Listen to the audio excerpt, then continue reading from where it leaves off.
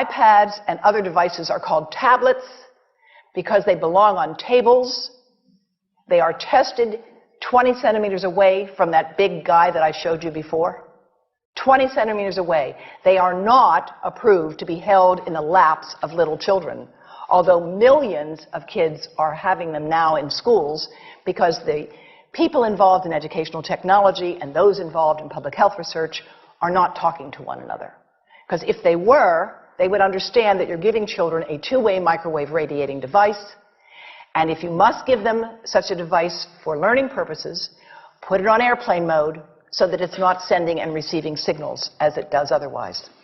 Now, this is some new modeling, again, that we've developed with colleagues in Brazil, and we can share with you how we've done it.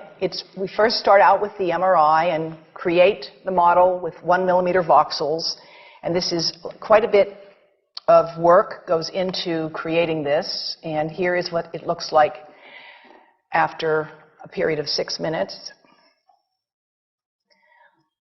And that's really not as bad as it might look, because you see the red area only gets partway through the eye of the adult, right? The one that we're really concerned about is this one with the young child. And this is a 3-year-old brain that we modeled. And you see that by the end of that 6-minute call, the peak radiation, yellow and red, is getting all the way into almost both eyes.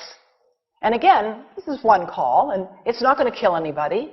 It may not cause any biological effect whatsoever for 1 call or 2 calls or 3 calls. But the question is, what's the cumulative impact of this kind of exposure? How do we evaluate it? And I want to show you an example of some of the work that we are doing now that I'm releasing here for the first time. And this is a modeled microwave radiation dose of a 6-year-old with greater levels to the frontal and temporal lobes, eyes and cheek. And watch this here. Now, yellow, white, and red are the hottest, all right? And if you look carefully, you will see it's going into the eye, the nose. Do it again, just so you'll get to see it. And partly into the brainstem. Now, that's just showing you that there's going to be some exposure into that area of a young head. It doesn't tell you that there's any biological effect, right? Now, the next slide is going to show you something that might be of interest to students and faculty here. And that has to do with exposure to the reproductive organs. We call them the gonads. I think you say the testicles. And bone marrow. And look here at the radiation as it gets into the groin area. And that's just from having a mobile phone modeled into the pocket.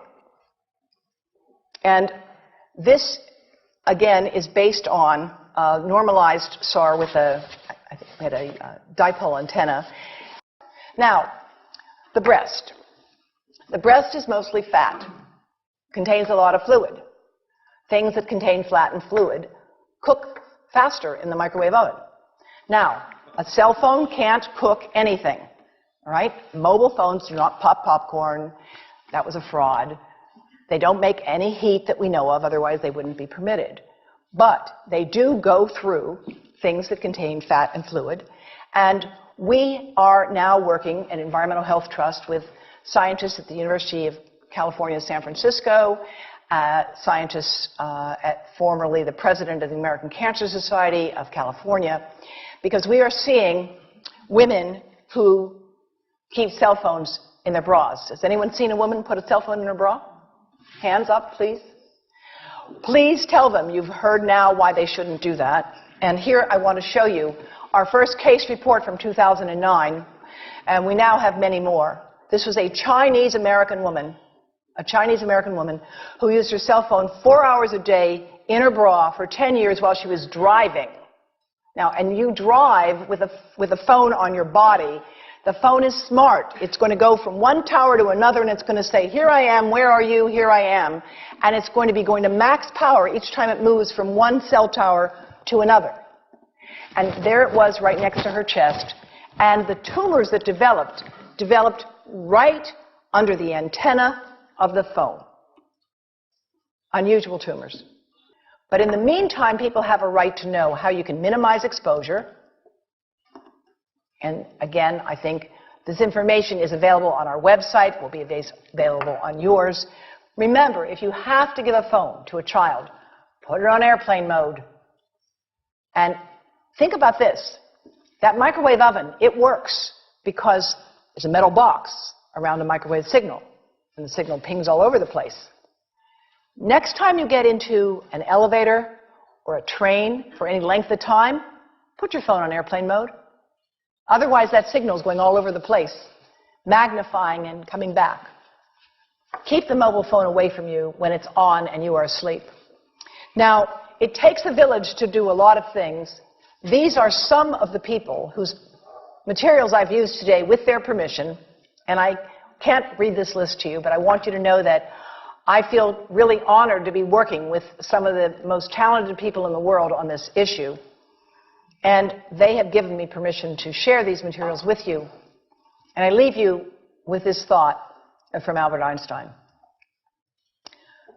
The world is not dangerous because of those who do harm, but because of those who look at it without doing anything.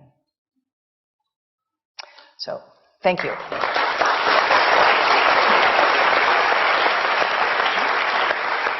thank you.